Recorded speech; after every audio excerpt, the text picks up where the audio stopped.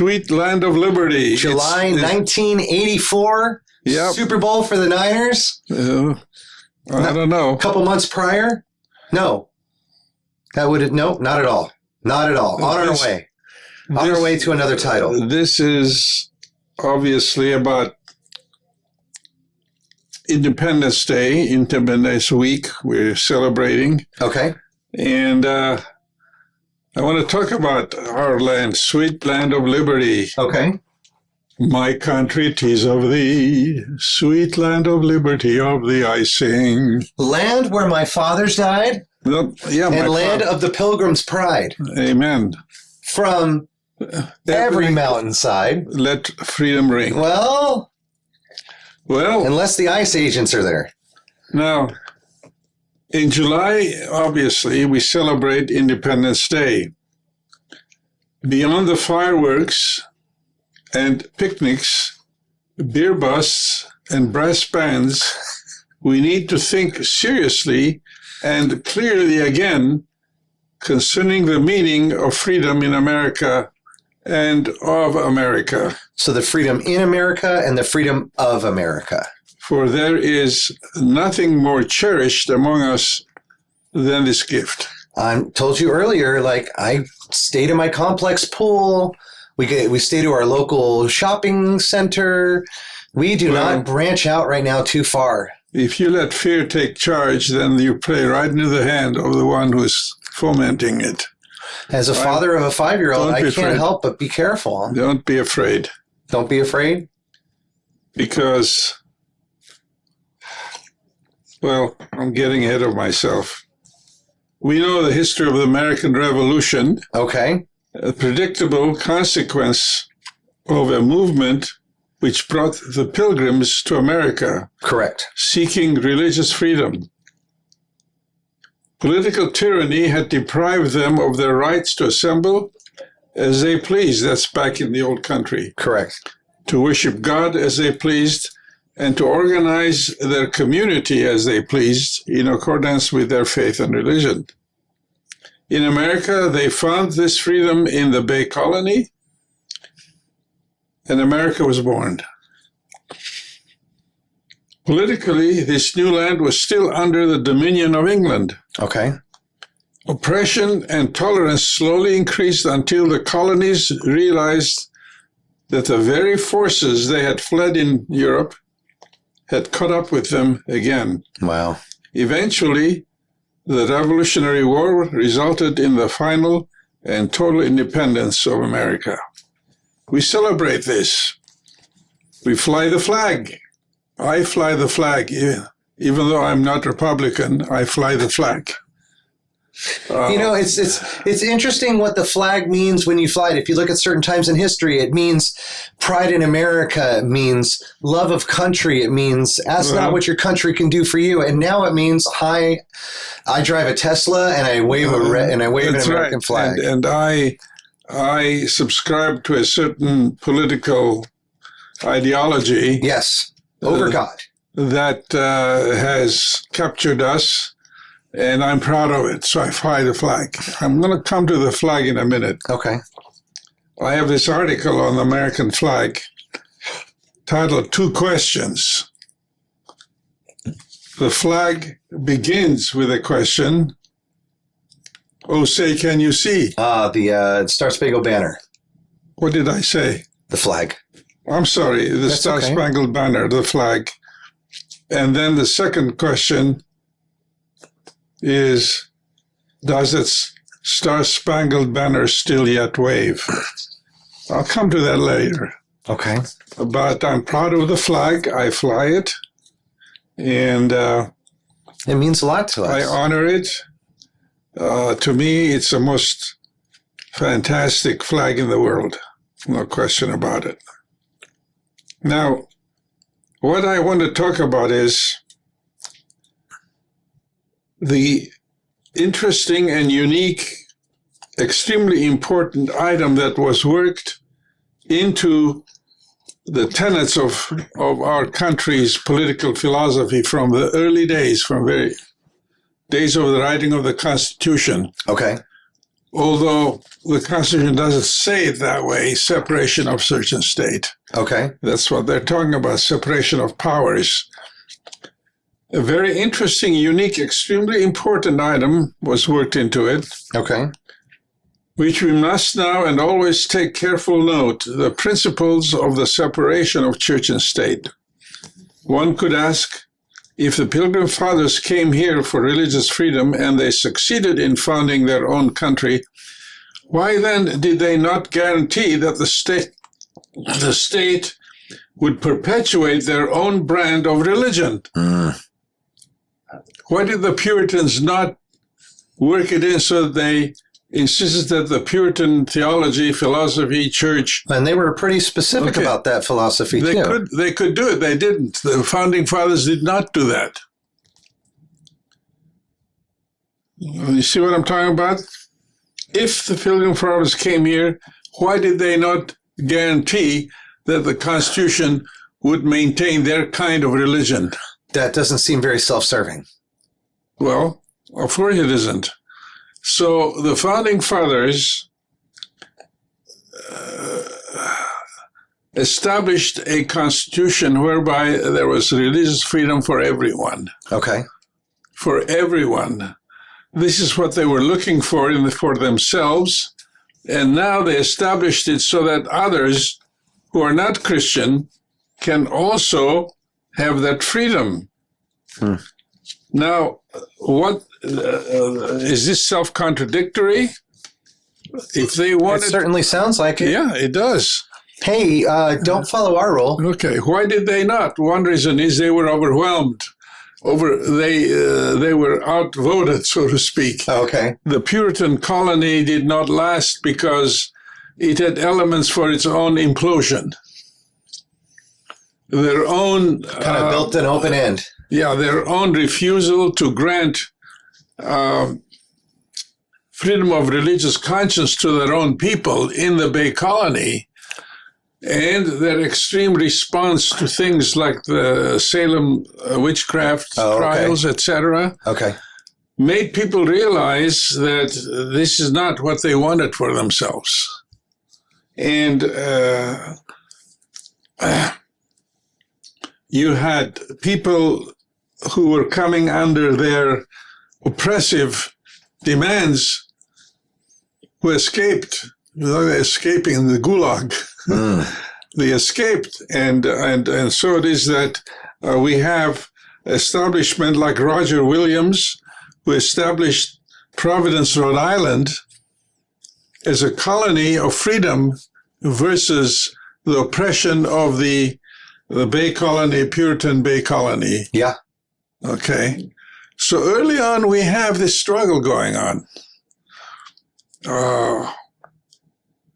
And eventually, America has become a country that is open to all and does not persecute or oppress those who are of different religious persuasion, because they don't recognize any one persuasion as the religion of America. This is liberty. This is liberty. Give me liberty. Or give me death. Patrick Henry. It's a big one. I was in Williamsburg, where in Williamsburg, it was the Anglican Church that held sway and did not allow anyone else. Okay. And they exacted taxes from everyone to support the church, including the non-Anglicans. And that created a tremendous... I can imagine. Okay. In such a self-serving world. Yeah. Helping somebody else on purpose? How dare you? So, and they would not allow the establishment of other churches.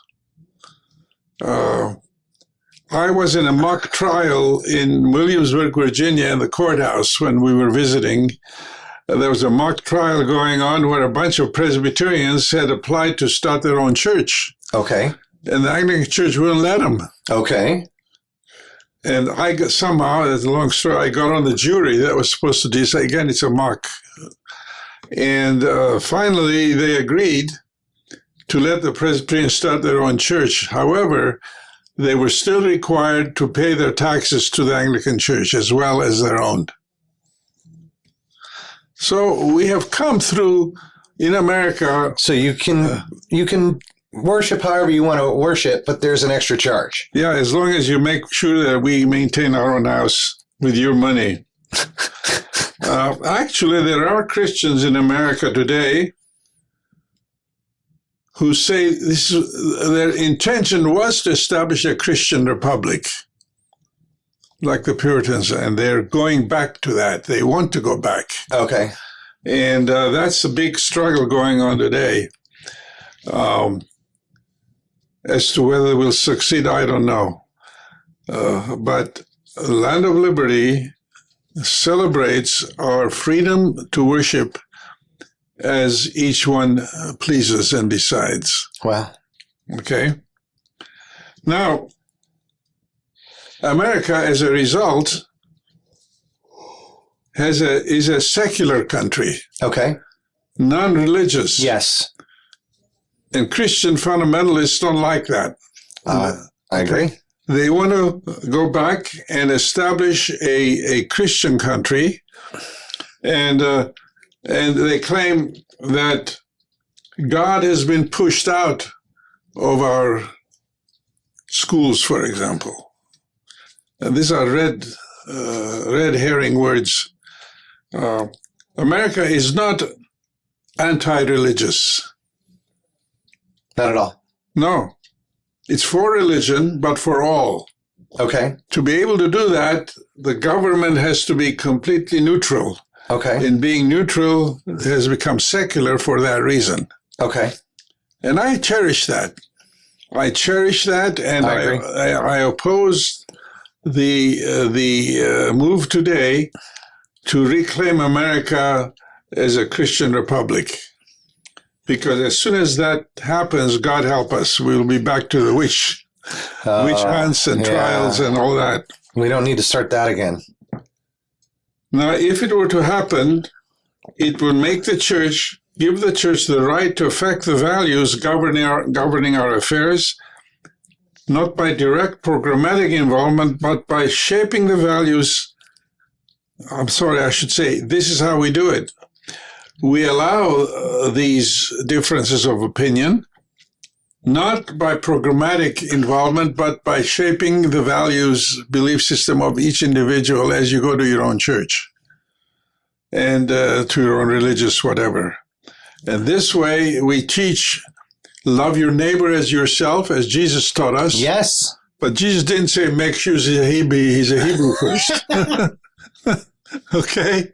Love your neighbor as you love yourself. As long as when you lift the glass, you say L'chaim. Yes. If he doesn't know what you're talking about, you shoot him. Or deport him. So, by doing this, are we downgrading Christianity as a straight religion? Of course not. No, but on the contrary, I am saying that one of the most precious gifts Protestantism has given to this country is that of true freedom. Freedom not only from the foreign tyrant, but freedom from our tendency to enslave our neighbor in the name of God. Wow, it just sounds so bad when you say it. Even when you say it nicely, it sounds bad. To deny my neighbor his rights, and I have a neighbor who's not Christian. They're Persian, Zoroastrian. Okay. Grounds for saying, ooh. No, I value it. I celebrate it. Well, I try not to get down on anybody anymore. You know what I mean? Like, I think everybody comes to a point where they realize they might not be following. But we don't deny the rights, but we guarantee him his freedom or them their freedom as we wish for ourselves. This is the fertile soil in which our faith has been planted and taken strong root. Thus, America is a unique and wonderful country. God bless America. Hallelujah. Or it used to be, God bless America, pass the ammunition, right? Pass the ammunition. And make sure your gun works right. It shoots straight. It's, Did you know in the Second World War they had a gun with a crooked barrel with an elbow in it? Really? Yeah, it was for snipers. They could look from here around the wall. Shoot around a corner. And shoot around the corner. I don't know what happened to that rifle, but I remember when they had it. I'm pretty sure it had some problems. He went too far, came back. He circled. It's a boomerang.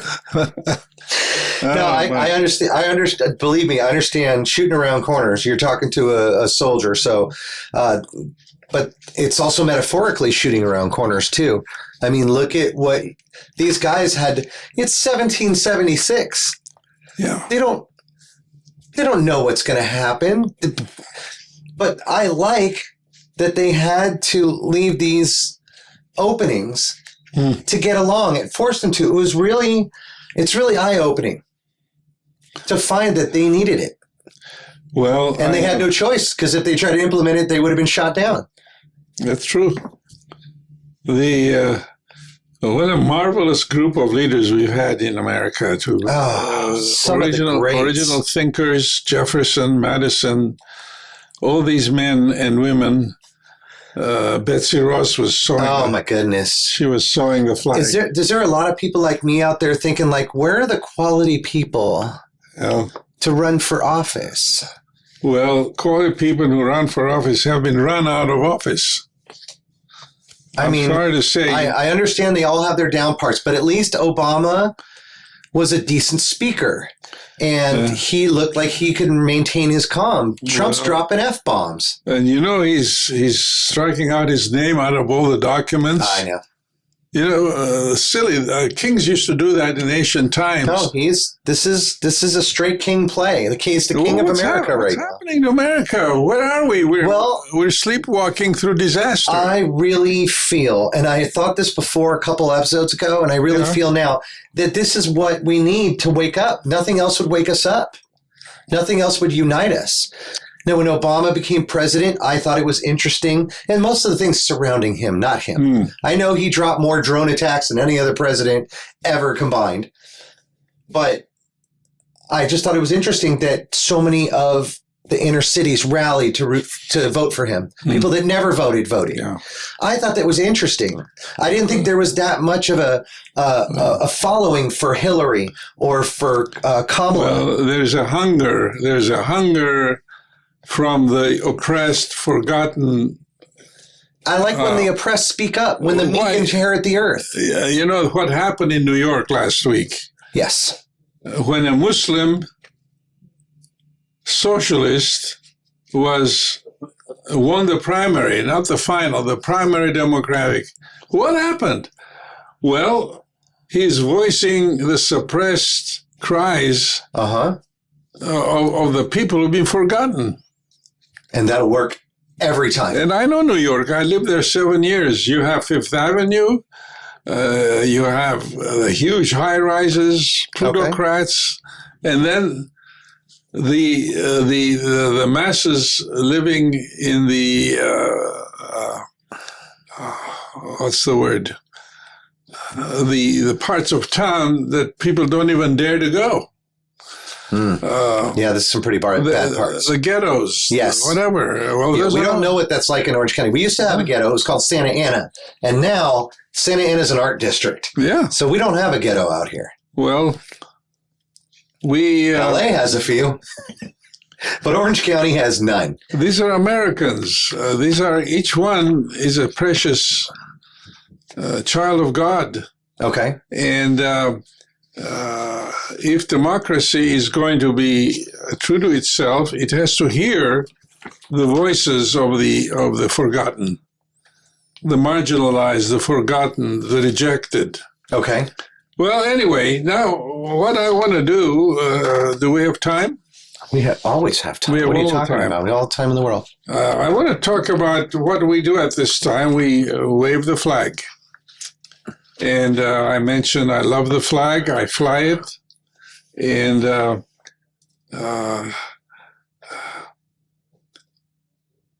I thought some time ago, a couple of years ago, about the flag. that Okay. it begins and it ends with a question. Okay. The Star-Spangled Banner, Right. our national anthem. Oh, say can you see, and Okay. Oh, say can you see? and banner yet wave. Oh, say can you see? And in this article that I have for you, let me see. Question is asked again, do we see what's going on? Oh, say, can you see? What are we looking at? Oh, well, that refers specifically to the banner. Was it still flying overnight in Baltimore after the war with England? But I'm putting more meaning into that question. Do you see what's going on? Can we see what's going on in America today? And if you don't, how is it? What kind of glasses are you putting on?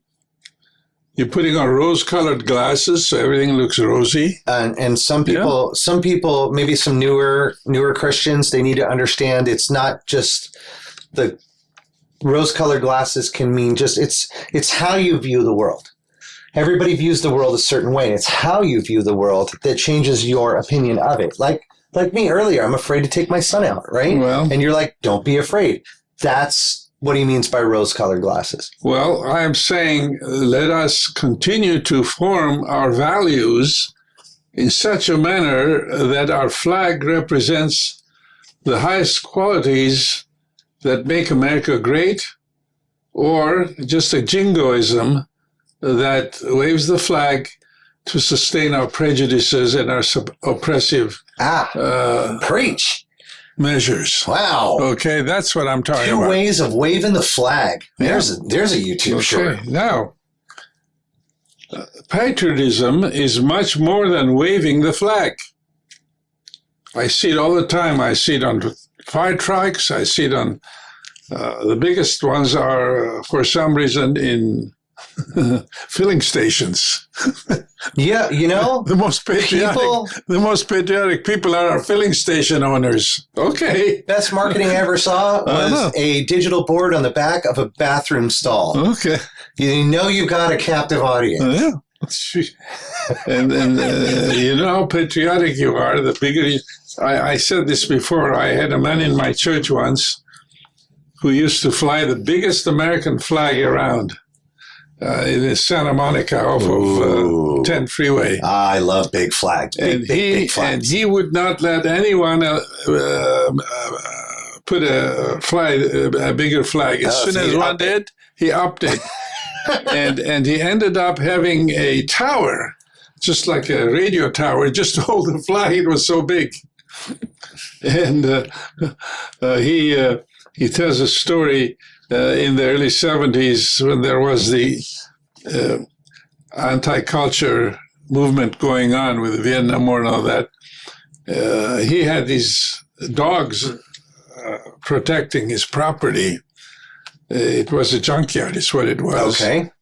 And well, the dogs... that's the term junkyard dog. And a very famous wrestler as well. He came to work, and the dogs were barking like crazy. He didn't know what's going on. Then he saw 2 guys had climbed the tower to bring the flag down, but couldn't down now because the dogs were waiting for them. He said, well, stayed up there for a while. He let them up there. I don't know when he let them down finally.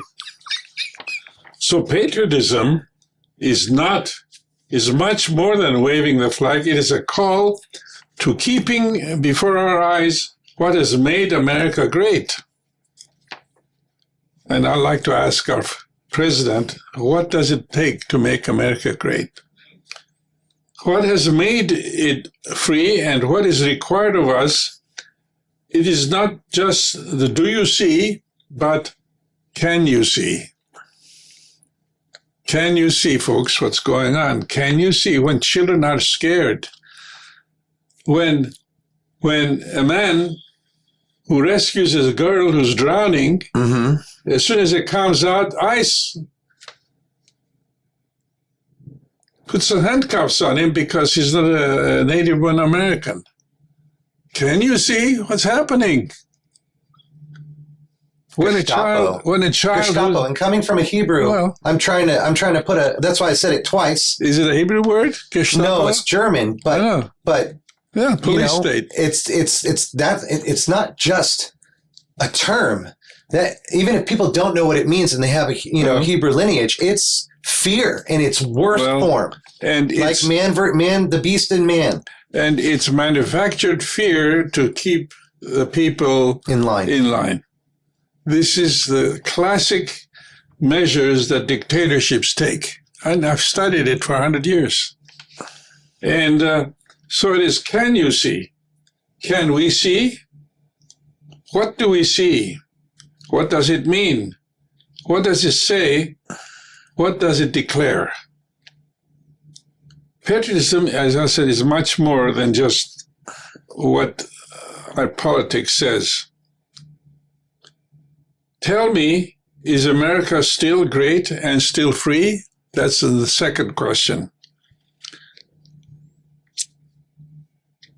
It is not sight being called for, but insight. Ooh. Sight alone is thrilling, of course. Yep. Going to these shows, 4th of July, the fireworks, and the American flag being emblazoned in the sky by fireworks. Wow, what a It's fireworks have come a long way. Seeing the Statue of Liberty, for me, was a thrilling thing. I saw it first time as an immigrant. Wow. I was proud. Just wow. There were 1,000 people on deck. They cheered when they first saw the Statue of Liberty coming in, the Bay of Brooklyn. Nothing can replace that feeling. And Welcome to America was the beacon. Now it's stay away. We don't want you. Insight goes deeper than the physical act of seeing. It means understanding and appreciating what the flag stands for, pledging ourselves to the maintaining, upholding, and celebrating of the fantastic country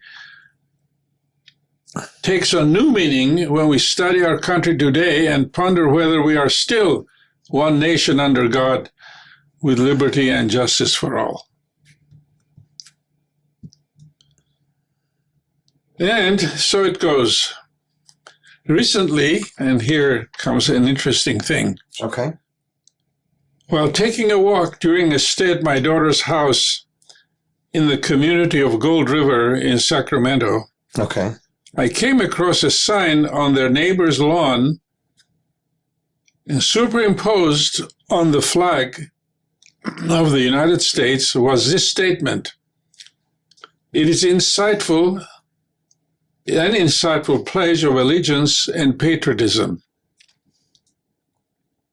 In our America, it said, all people are equal.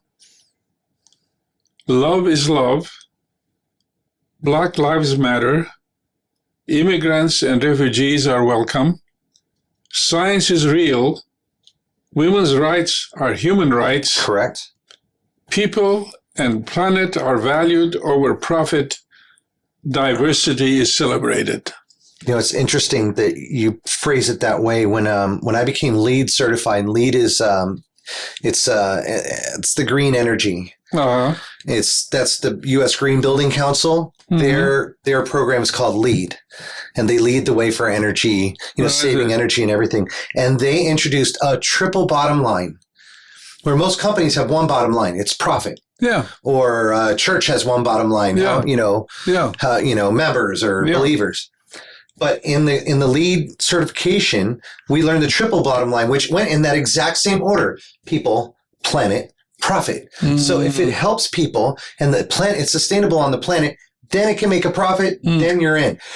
And this echoes that completely.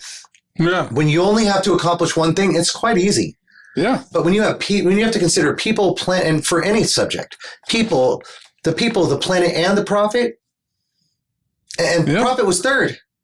This is wow. It's just amazing to see. By the way, you wrote this. I didn't see that. Yeah, I thought it was from the MAA. Yeah, saw the name right there. It was on the occasion of their 100th anniversary. Wow. And I had it printed in their magazine. Wow. And I got a call from somebody very angry at me.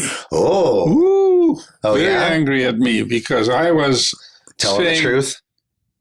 His big problem was with homosexuality, gays and lesbians, and he was a psychologist, supposedly. Okay. So he ranted and raved, and I said, okay, I didn't do much after that. So I had this flag. I ordered one and put it on my front lawn. What do you think happened to it? Oh, wow. Oh, it was what we call jacked. It was immediately taken by somebody. It was taken and lost.